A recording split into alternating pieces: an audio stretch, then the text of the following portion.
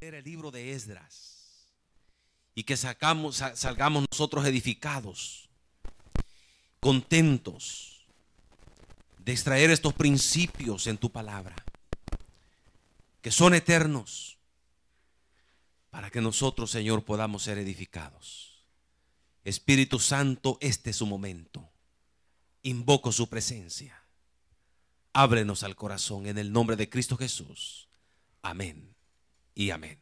Pueden tomar asiento, hermanos. El domingo anterior estudiamos las causas que llevaron al pueblo de Israel a la cautividad a Babilonia. Y decíamos básicamente tres causas: la idolatría, el descuido de la ley de Dios y la mezcla con las naciones paganas.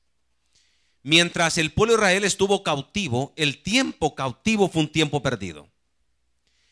Y hablábamos, hermanos, de tener mucho cuidado con estas tres cosas, ¿verdad?, que nos pueden llevar a perder nuestro tiempo espiritual.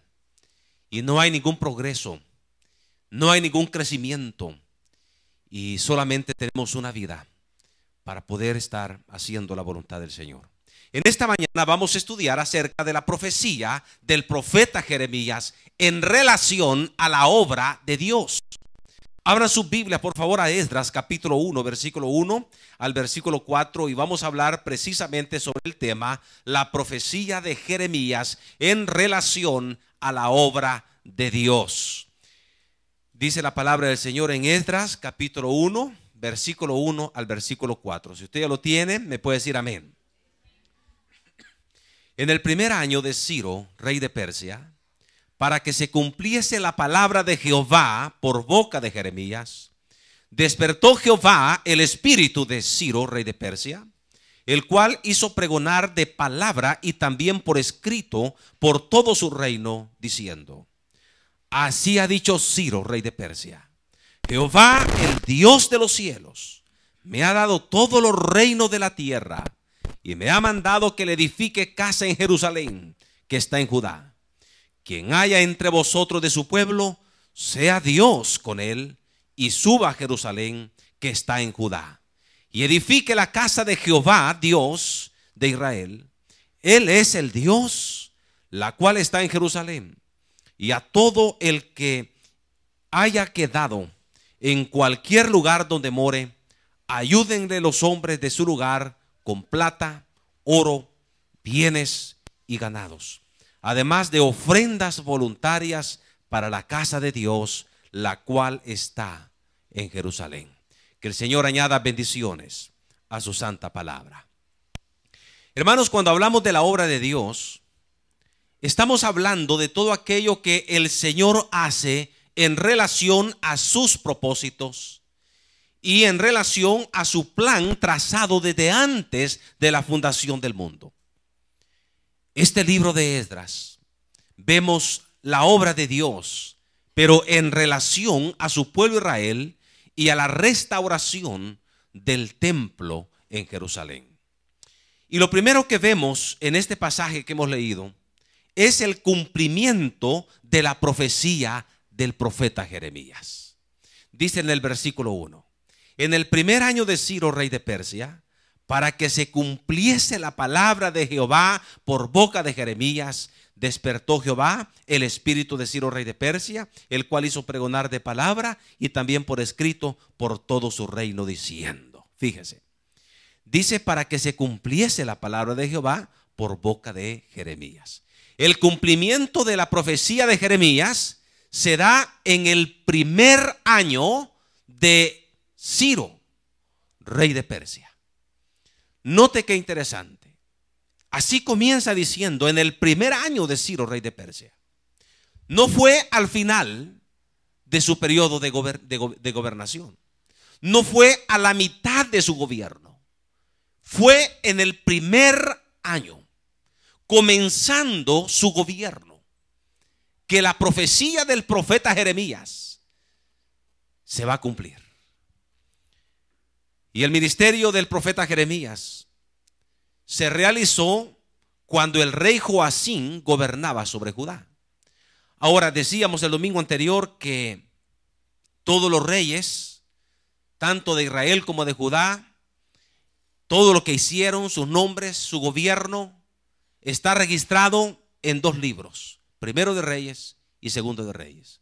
Entonces, cuando nosotros vemos en el libro de los Reyes y logramos identificar el gobierno de Joacim, rey de Judá, nos vamos a dar cuenta que en ese periodo el profeta Jeremías, y nosotros tenemos el libro de Jeremías.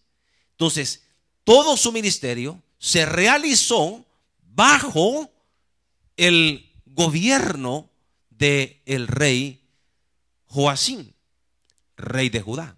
Fue en ese periodo de la historia que está profetizando el profeta Jeremías.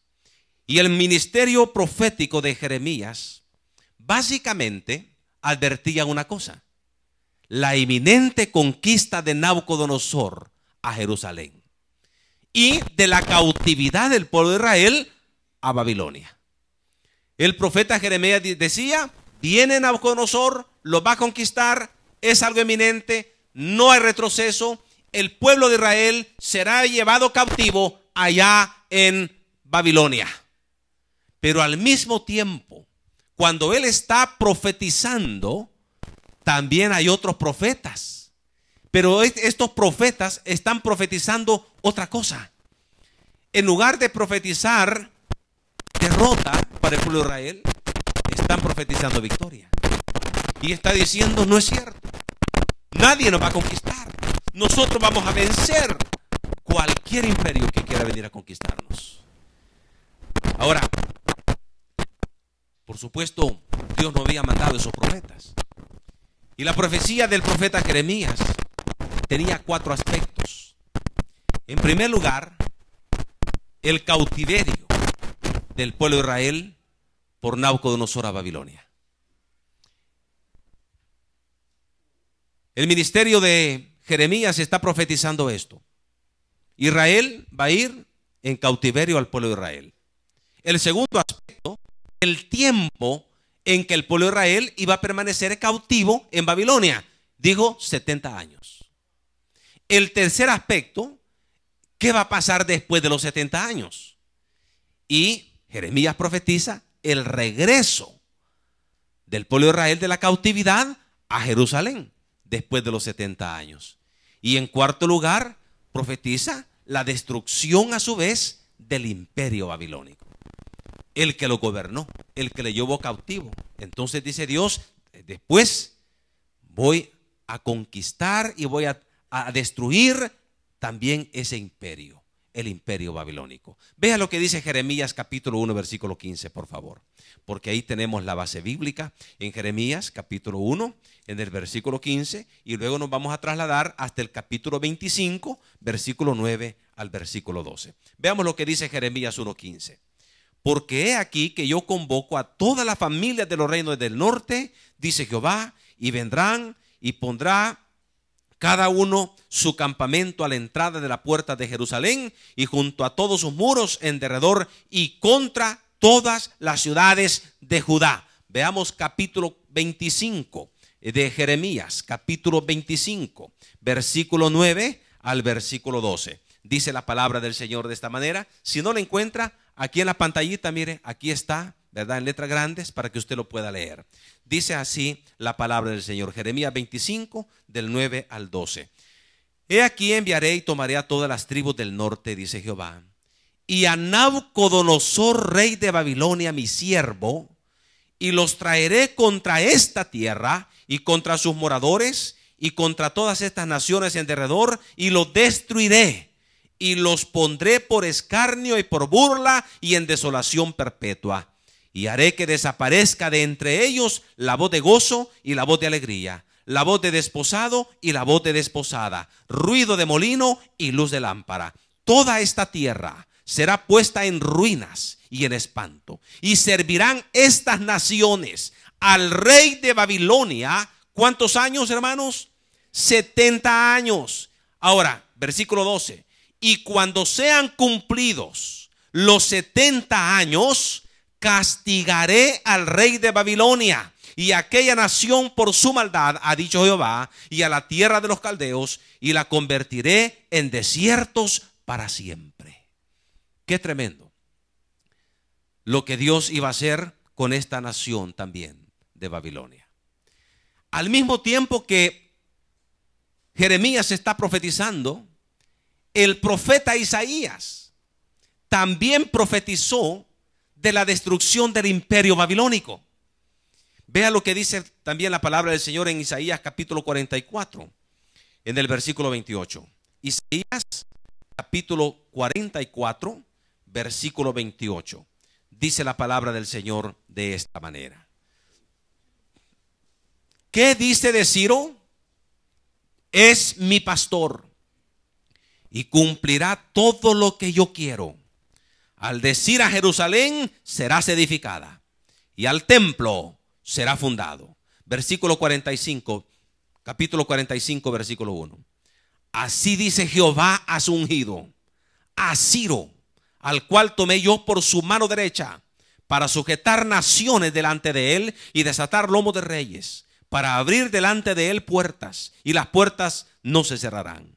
Yo iré delante de ti y enderezaré los lugares torcidos, quebrantaré puertas de bronce y cerrojos de hierro, haré pedazos, y te daré los tesoros escondidos y los secretos muy guardados, para que sepas que yo soy Jehová, el Dios de Israel, que te pongo nombre. Por amor de mi siervo Jacob y de Israel mi escogido, te llamé por tu nombre, te puse en sobrenombre, aunque no me conociste. Yo soy Jehová y ninguno más hay, no hay Dios fuera de mí. Yo te ceñiré, aunque tú no me conociste, para que se sepa desde el nacimiento del sol y hasta donde se pone, que no hay más que yo Jehová, y ninguno más que yo.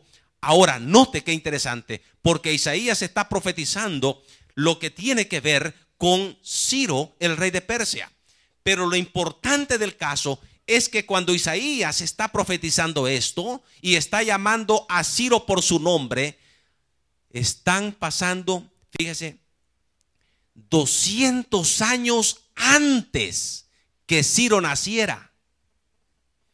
200 años antes del nacimiento de Ciro, ya Dios a través de Isaías está profetizando qué es lo que va a hacer con Ciro, rey de Persia, y cómo es que Ciro va a abrir puertas y nadie la va a cerrar, y cómo es que Ciro va a ser ungido de Jehová, su pastor, va a ser lo que Dios quiere 200 años antes de su nacimiento.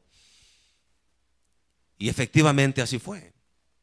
Fue Ciro, el rey de Persia, que conquistó al imperio babilónico, cumpliéndose así la palabra del Señor por boca de Isaías. De tal manera que lo que nosotros encontramos que lo que fue así.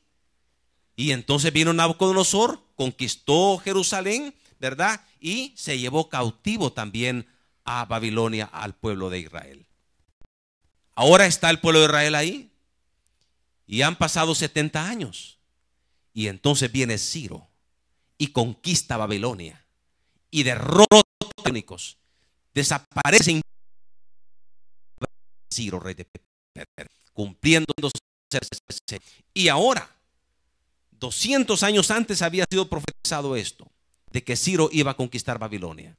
Pero ahora han pasado ya los 70 años. Ciro ha conquistado, y en el primer año de Ciro, en su gobierno, dice la palabra del Señor en Esdras capítulo 1, y ahí nos encontramos en el contexto.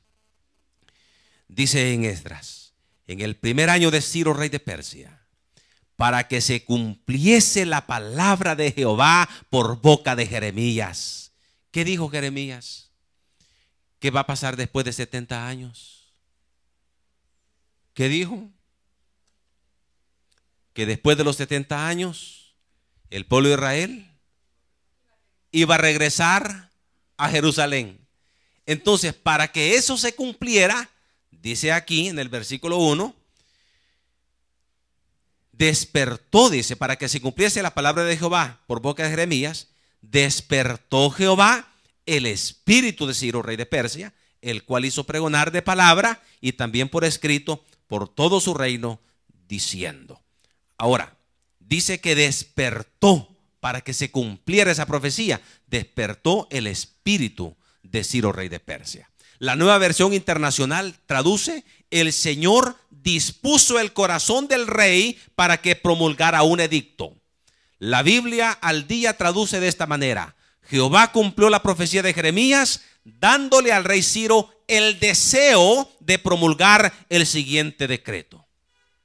Ahora, hay un historiador judío llamado Josefo, muy famoso entre el pueblo de Israel y en la historia más bien del pueblo de Israel. Y Josefo escribe que Daniel, el profeta Daniel, quien estuvo cautivo en Babilonia y que también tuvo una influencia importante en los reyes de Babilonia, dice Josefo que también Daniel se encontraba en el tiempo de Ciro, rey de Persia, y que fue Daniel quien reveló estas profecías a Ciro, rey de Persia. Y cuando el rey escuchó del profeta Daniel las profecías de Dios, fue tan afectado de tal manera por ellos que tuvo una buena disposición hacia el pueblo cautivo, que publicó un decreto por palabra y por escrito. El profeta Daniel jugó un papel muy importante. Dios usando al profeta Daniel también para despertar el espíritu de Ciro, rey de Persia. El Señor está dirigiendo el corazón de Ciro para que promulgue un decreto, tanto por palabra como por escrito en todo su reino. Y eso es congruente, hermanos. A pesar que el rey Ciro era un pagano. Pero vea lo que dice en Proverbios capítulo 21, versículo 1.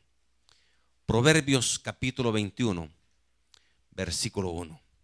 Es congruente con la palabra del Señor. Dice la palabra del Señor en Proverbios capítulo 21, versículo 1.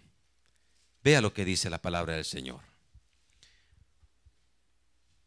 Como los repartimientos de las aguas, así está el corazón del rey. ¿En dónde, hermanos? En la mano de Jehová. ¿Y qué sigue diciendo? A todo lo que el Señor quiere, lo inclina. El corazón de los presidentes de todas las partes del mundo están en las manos de Dios. Dios está bajo el control de todo lo que está sucediendo.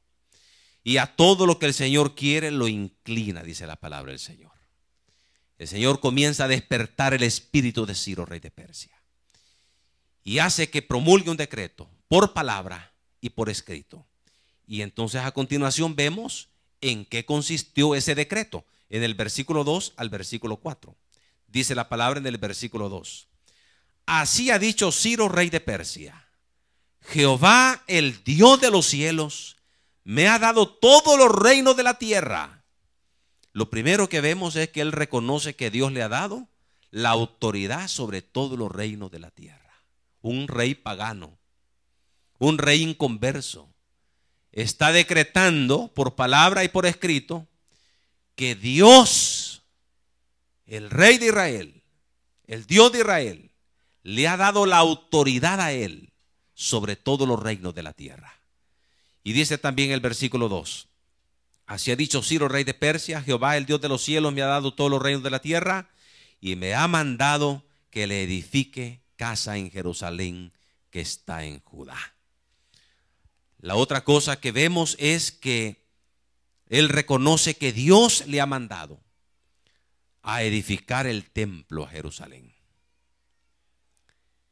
Y luego también, en tercer lugar, abre las puertas para que todos los judíos que haya en su reino suban a Jerusalén a edificar la casa de Jehová, el templo del Señor. Versículo 3.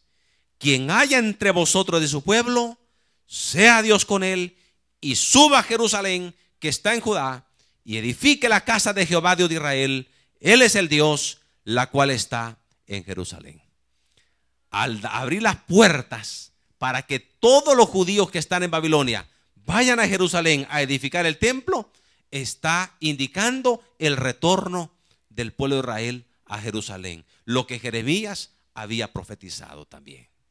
Y en cuarto lugar, vemos que también manda que los que no vayan contribuyan con esta obra, con oro, con plata, con bienes, con ganados y con ofrendas voluntarias para la reedificación de la casa del Señor en Jerusalén. Versículo 4.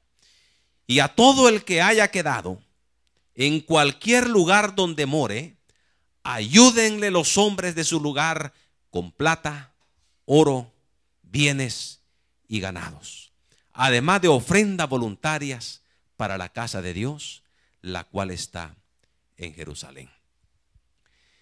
Esto es lo que dice el pasaje. Ese es el contexto histórico. Esto es lo que hay literalmente. Pero esto nos habla, hermanos, de la obra de Dios. Y la obra de Dios tiene que ver con la restauración. En este caso, la restauración del templo en Jerusalén, que había sido destruido. Ahora, Jesús habló también de poder restaurar otro templo. Por ejemplo, en Juan capítulo 2, versículo 18, dice la palabra del Señor en Juan capítulo 2, versículo 18. Dice las Sagradas Escrituras de esta manera. En Juan capítulo 2, versículo 18. Y los judíos respondieron y le dijeron: ¿qué señal nos muestras ya que haces esto? Respondió Jesús y les dijo: destruid este templo y en 3 días lo levantaré. Dijeron luego los judíos: en 46 años fue edificado este templo, y tú en 3 días lo levantarás.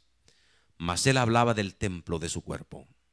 Por tanto, cuando resucitó de entre los muertos, sus discípulos se acordaron que había dicho esto, y creyeron la escritura y la palabra que Jesús había dicho.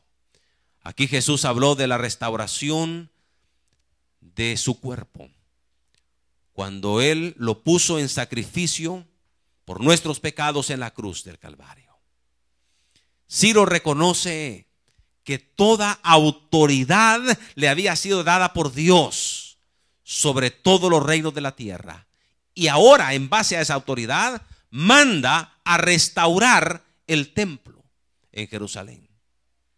Ahora, Jesús, y lo que vemos aquí entonces es un tipo del Señor Jesucristo, porque Jesús dijo también tener toda la autoridad de parte del Señor, en el cielo y en la tierra. Y por tanto mandó la restauración de las personas a través de la gran comisión. En Mateo capítulo 28, versículo 18 al 20, es un pasaje muy famoso, muy conocido, pero note lo que dice la palabra del Señor en Mateo capítulo 28, versículo 18 al 20, y es la obra de Dios actualmente que está teniendo en estos tiempos. Dice la Biblia: y Jesús se acercó y les habló diciendo: toda potestad me es dada en el cielo y en la tierra. Por tanto, id y haced discípulos a todas las naciones, bautizándolos en el nombre del Padre y del Hijo y del Espíritu Santo, enseñándoles que guarden todas las cosas que os he mandado, y he aquí yo estoy con vosotros todos los días hasta el fin del mundo. El Señor dijo: vayan y restauren a las personas a través de la gran comisión, yendo, predicando y bautizando. Las últimas palabras que Jesús dijo a sus discípulos antes de ascender a los cielos, las últimas palabras. No estoy hablando después que resucitó, porque después que resucitó pasaron 50 días en Pentecostés y el Señor estuvo también manifestándose. Pero las últimas palabras que Jesús dijo a sus discípulos cuando ascendió a los cielos, la encontramos en Hechos capítulo 1, en el versículo 8 y 9. Vea lo que dice el Señor. Y lo último será como lo más importante, ¿verdad? Y para cerrar en broche de oro su ministerio terrenal, dice en el capítulo de 1, versículo 8 y 9 de Hechos, dice la palabra del Señor de esta manera: pero recibiréis poder cuando haya venido sobre vosotros el Espíritu Santo, y me seréis testigos en Jerusalén, en toda Judea, en Samaria y hasta lo último de la tierra. Y habiendo dicho estas cosas, viéndolo ellos, fue alzado y le recibió una nube que le ocultó de sus ojos. ¿Cuál fue el último deseo, el último mandato, la última expresión del Señor a sus discípulos? Van a venir sobre ustedes el poder del Espíritu Santo, y cuando venga el Espíritu Santo, me van a ser testigos en Jerusalén, en Judea, en Samaria y hasta lo último de la tierra. Y ahora es nuestro turno. El Señor quiere que nosotros también hagamos la obra de Dios, la obra de restauración, siendo testigos aquí en San Ramón, en San Salvador, en los departamentos y fuera de nuestro país. El Señor quiere hacer esa obra de restauración. Ahora, hay algunos principios que podemos aprender de la obra de Dios con base a este pasaje. El primer principio es que la obra de Dios comienza en Dios mismo. La obra de Dios comienza en Dios, no en nosotros. Es algo obvio, ¿verdad? Cuando el Señor está hablando de la restauración del templo aquí en Esdras, todo comenzó con el Señor. Muchos años antes de que Ciro diera esta orden, ya Dios había dicho a través de Isaías y a través de Jeremías lo que iba a hacer en relación a la restauración del templo en Jerusalén. Porque todo comienza con Dios. Y hermanos, Dios está haciendo una obra de restauración en las personas. El día de hoy, Dios está trabajando también, pero la obra la está haciendo Dios. Vea lo que dice en Filipenses capítulo 1, versículo 6. Filipenses capítulo 1. Cuando estudiamos esta carta, fue de tremenda bendición. En Filipenses capítulo 1, versículo 6. Dice la palabra del Señor: estando persuadido de esto, que el que comenzó en vosotros la buena obra, la perfeccionará hasta el día de Jesucristo. El que comenzó en vosotros la buena obra. ¿Quién la comenzó? Dios. No la comenzamos nosotros. La comenzó Dios y Dios la va a perfeccionar. Por eso en Juan capítulo 15, versículo 16, dice la palabra del Señor en Juan capítulo 15, en el versículo 16. Si usted le cuesta encontrarlo, seguramente en la pantalla va a pasar. Pero dice la palabra: no me elegisteis vosotros a mí, sino que yo os elegí a vosotros. Y os he puesto para que vayáis y llevéis fruto, y vuestro fruto permanezca, para que todo lo que pidiereis al Padre en mi nombre, Él os lo dé. No me eligieron ustedes a mí, yo los elegí a ustedes. Y dice Pablo: desde antes de la fundación del mundo. Todo comienza en Dios. Por eso es que en Salmos capítulo 138, versículo 8, dice el salmista, en Salmo 138, en el versículo 8, algo muy contundente, y usted puede hacer suyo también este pasaje, ese versículo. Dice la palabra del Señor: Jehová cumplirá su propósito en mí.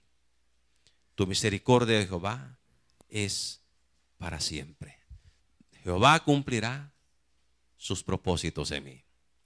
A veces nosotros los padres nos frustramos.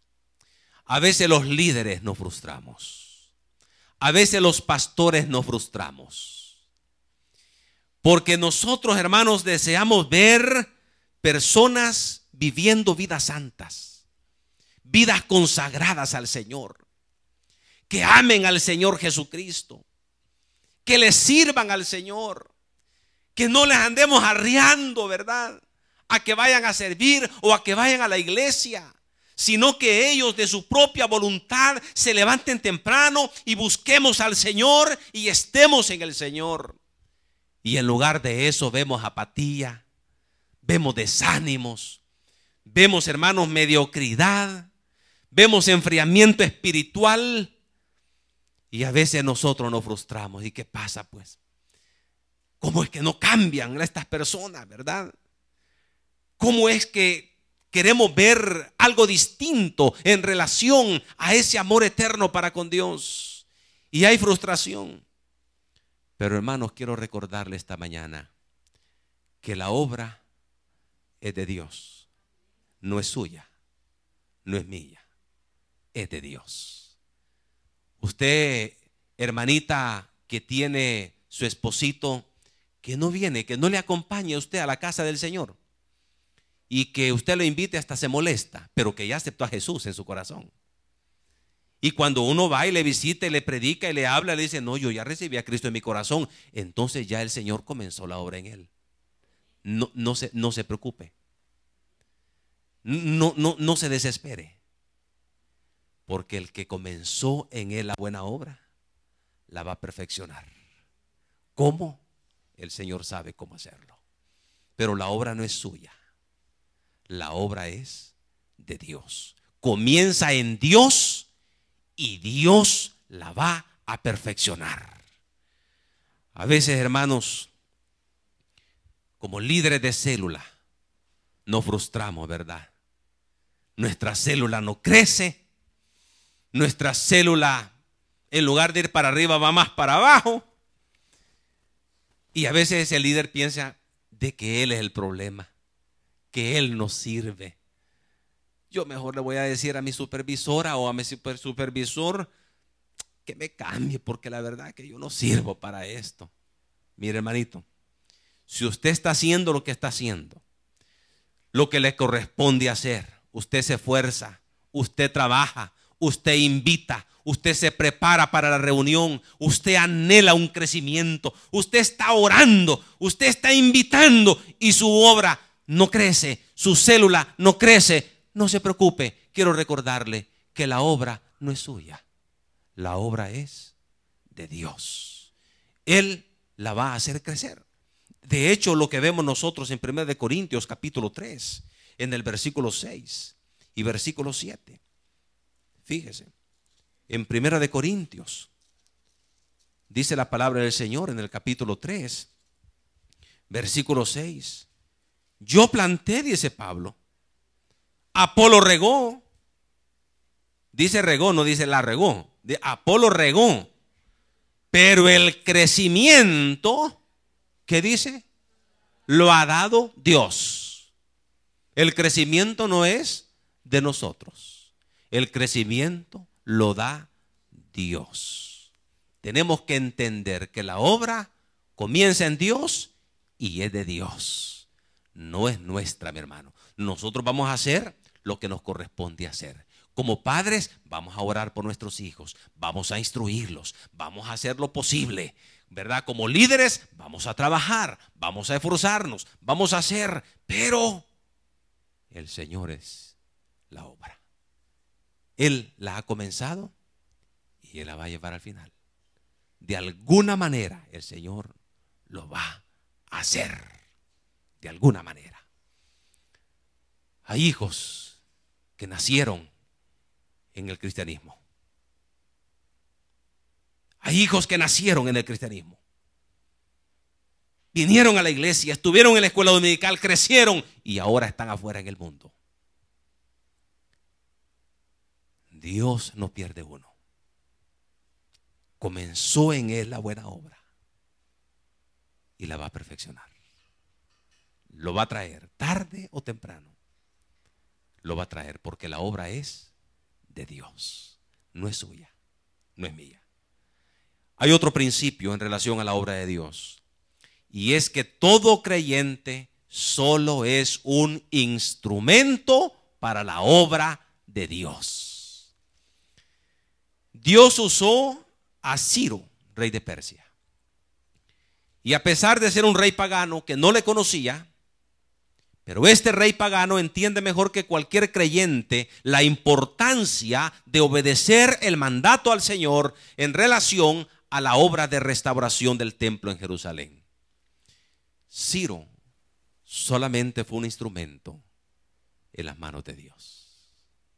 Hay quien dice: Dios no me puede usar, Dios solamente usa a los espirituales, Dios no usa a personas con pecado, Dios no. Aquí está usando a un inconverso. Dios está usando a un inconverso. Ahora, si usó a un inconverso y fue de bendición, ¿cuánta más bendición sería usar a un creyente, verdad? Pero nosotros los creyentes debemos de entender que lo que tiene que ver en relación a la obra del Señor, nosotros solamente somos instrumento en las manos del Señor. Hermanos, esto es algo duro. Llegar a comprender esto no es fácil. Llegar a comprender esto, el que no tiene discernimiento para discernir, se desanima.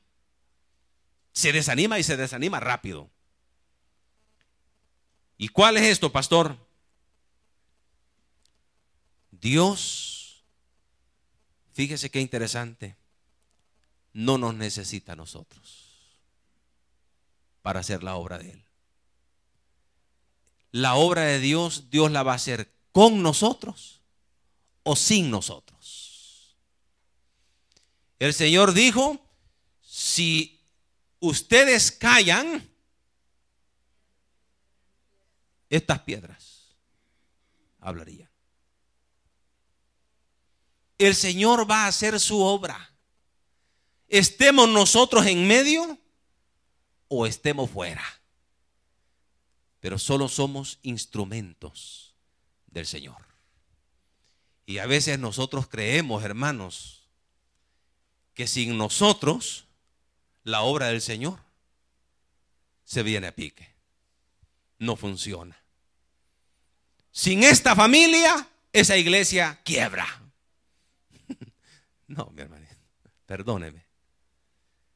Todos somos instrumentos, nada más, en las manos del Señor.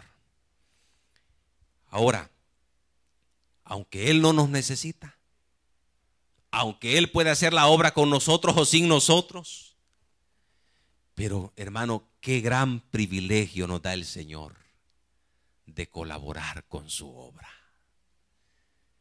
Qué gran privilegio el que nos extiende el Señor de ser colaborador en la obra de Dios. En 1 Corintios capítulo 3, versículo 5, dice la palabra del Señor en 1 Corintios capítulo 3, en el versículo 5. ¿Qué pues es Pablo? ¿Y qué es Apolos? Instrumentos de Dios, servidores por medio de los cuales habéis creído. Y esto según lo que a cada uno concedió el Señor. Yo planté, Apolo regó, pero el crecimiento lo ha dado Dios. Así que ni el que planta es algo, ni el que riega, sino Dios que da el crecimiento. ¿Qué es Pablo? ¿Qué es Apolos? ¿Sabe qué son ellos? Instrumentos de Dios. Nada más. Todo se centra en el Señor Jesucristo. Él es el imprescindible, no nosotros. Nosotros solamente somos instrumentos. Pero qué privilegio más grande de colaborar. Por eso dice la palabra en el versículo de capítulo 3, versículo 8 de 1 Corintios, dice la palabra: y el que planta y el que riega son una misma cosa, aunque cada uno recibirá su recompensa conforme a su labor. Y versículo 9, porque nosotros somos colaboradores de Dios, y vosotros sois labranza de Dios, edificio de Dios. ¿Qué somos nosotros? Colaboradores de Dios. Mire qué lindo. Colaboradores del Señor, de ese Dios eterno. Ese Dios maravilloso, el que hizo los cielos y la tierra y que tiene una obra en desarrollo en este mundo. Pero Él dice: Rosa Isela, te invito a colaborar conmigo. Eldita, te invito a ser colaborador mía. Felipe, te invito a ser colaborador mío. Roberto, colabora conmigo. Y aunque nosotros, hermanos, somos como somos, el Señor nos invita a colaborar con Él. Somos colaboradores de Dios. Qué privilegio más grande el que el Señor nos concede a nosotros. Y qué lindo saber que somos instrumentos de Dios. ¿Qué dijo el Señor de Ciro? ¿Por qué Dios usó a este rey pagano? 200 años antes de su nacimiento dijo: Ciro hará lo que yo quiero. Por eso lo usó. Hará lo que yo quiero. Solamente, hermanos, debemos de estar dispuestos a hacer lo que el Señor quiere. Solo eso, nada más. Hacer lo que Él quiere. ¿Está usted dispuesto a ser un instrumento en la obra de Dios en esta tierra? Ahora, el rey abre la puerta a todo el pueblo de Dios ahí en Babilonia que quiera subir a Jerusalén a edificar la casa de Dios. La puerta está abierta, todos pueden ir a trabajar. Dice en Esdras capítulo 1 versículo 3: quien haya entre vosotros de su pueblo, sea Dios con él, y suba a Jerusalén que está en Judá, y edifique la casa de Jehová Dios de Israel. Él es el Dios, la cual está en Jerusalén. Ahí la puerta se abre. Todos los que quieran irse a servir, vayan a servir a su tierra. A su tierra. Se dice que en Cuba los cristianos dicen que todos quieren ser misioneros, dicen quieren ir de misioneros a los Estados Unidos. Allá se quiere todo. La puerta está abierta, vayan. El Señor nos ha abierto una puerta para que le sirvamos a Él.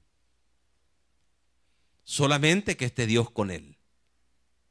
Suba. Todos tenemos el privilegio de trabajar en su obra aquí en la tierra. No importa sus limitaciones.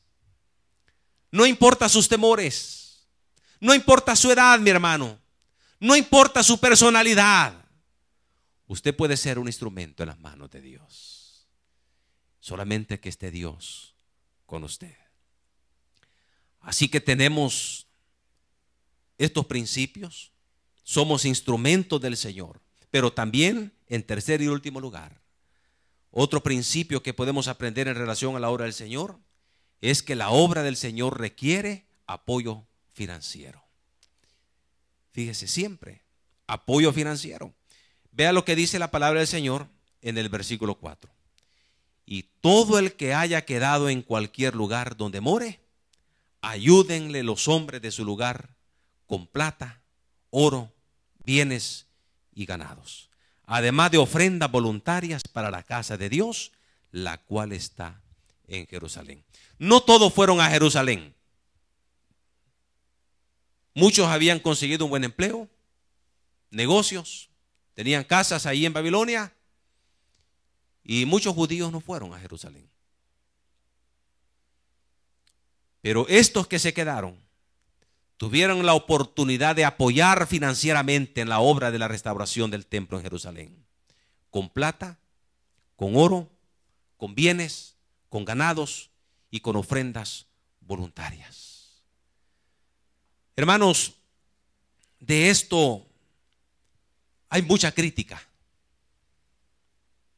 pero mucha crítica de parte de las personas inconversas y de parte también del pueblo de Dios, cuando se habla de apoyar financieramente la obra del Señor.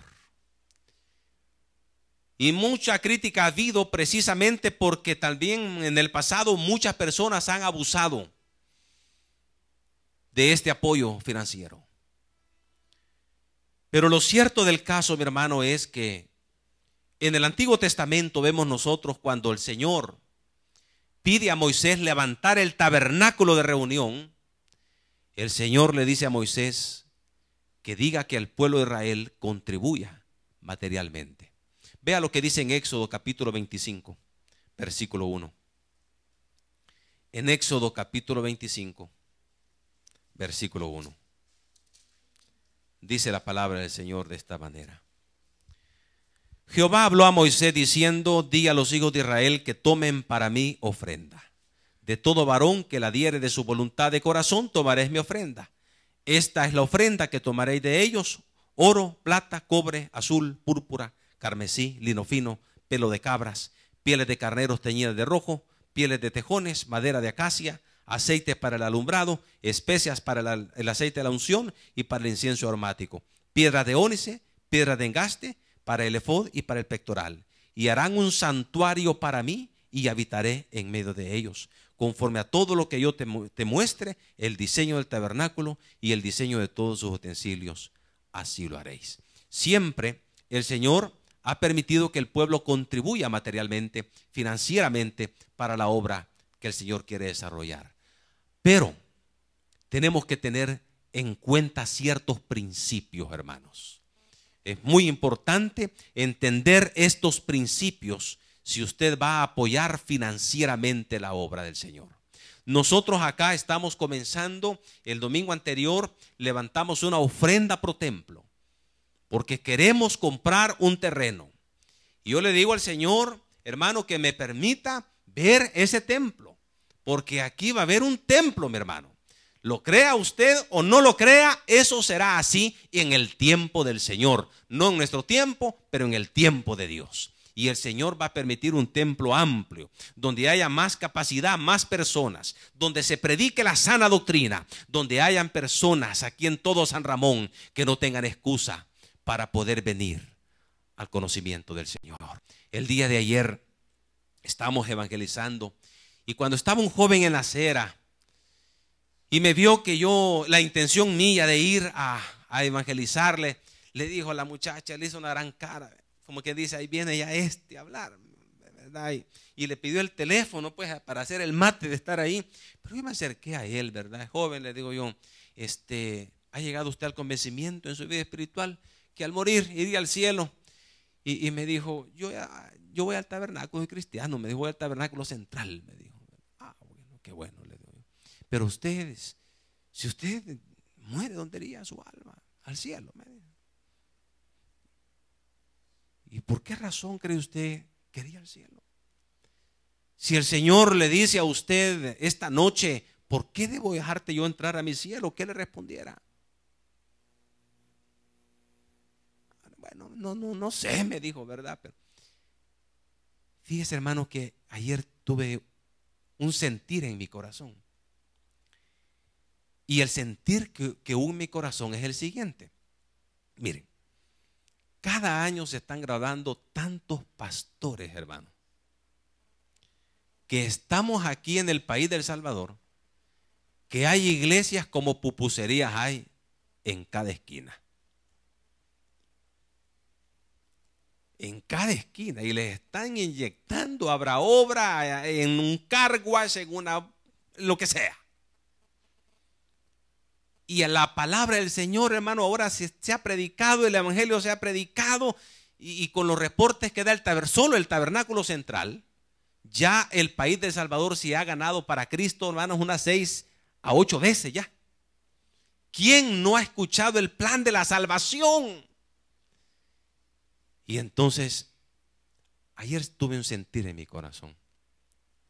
Y muchas personas, y ahora hasta la iglesia tradicional, está diciendo aceptar a Jesús. Pero el sentir que yo tuve en mi corazón ayer fue el siguiente. Ya quizás no vamos a ver iglesias grandes. Quizás ya no. Mega iglesias van a ser pocas. Porque ahora estamos en el tiempo donde las personas ya oyeron el evangelio. Ya la oyeron. Pero ahora el Señor nos manda a nosotros a que evangelicemos, que les hablemos del plan de la salvación, porque cada vez que rechazan esas personas a Jesús, son momentos para su juicio final, donde el Señor le va a sacar las oportunidades que tuvieron y que dijeron no. Entonces ahora estamos solamente, hermano, para poder trabajar para ese día. Ahora el Señor va a mantener su iglesia y va a traer los que Él quiere. Y vamos a hacer la labor nuestra, vamos a invitar, claro, pero no nos vamos a desanimar. Pero no es en balde. No es en balde, porque cada vez que dicen no, eso pasa al libro de las obras. Y un día esas personas estarán delante del Señor. Cuando hablamos nosotros, hermanos, del poder dar financieramente, tenemos que tomar en cuenta estos principios. Mire, número 1, la ofrenda que damos es a Dios. Si usted va a dar $1, $5, $100,000, lo que sea, es para Dios. Si usted lo va a dar para mí, hermanito, no lo dé. No lo dé. Si usted lo va a dar para la iglesia, tampoco lo dé. ¿Por qué razón? Para nosotros va a ser de bendición, pero usted no va a tener bendición. Y ese no es el caso. Eso es no es lo que el Señor quiere. El Señor quiere es que usted que da, lo dé a Dios para que reciba la bendición del Señor. Vea lo que dice en Éxodo capítulo 25, versículo 1. Jehová habló a Moisés diciendo: di a los hijos de Israel que tomen, ¿qué dice, hermanos? Para mí, ¿el qué? Ofrenda. ¿Para quién es la ofrenda? Para el Señor. Capítulo 35 de Éxodo, versículo 4. Veamos lo que dice la palabra del Señor. 35:4. Y habló Moisés a toda la congregación de los hijos de Israel diciendo: esto es lo que Jehová ha mandado. Tomad entre vosotros ofrenda. ¿Para quién?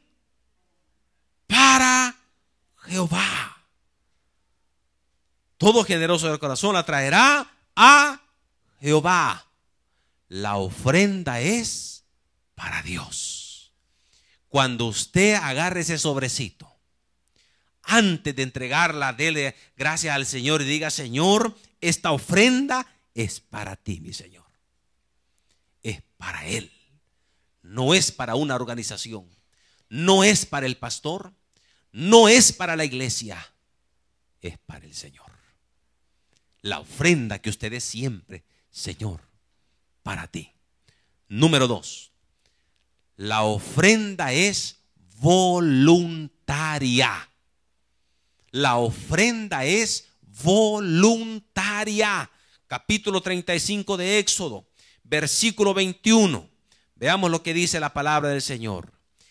Y vino todo varón a quien su corazón estimuló, y todo aquel a quien su espíritu le dio voluntad, con ofrenda a Jehová para la obra del tabernáculo de reunión y para toda su obra y para las sagradas vestiduras. Dijo: de su voluntad. De su voluntad. Lo mismo dice en 2 de Corintios capítulo 8 versículo 12. 2 Corintios capítulo 8 versículo 12. Porque si primero hay la voluntad dispuesta, será acepta según lo que uno tiene, no lo que uno no tiene. Es voluntaria. No es por obligación, no es por necesidad, es voluntaria. Si usted siente su voluntad darlo, dé. Y si no siente voluntad, pues no dé. porque es voluntariamente.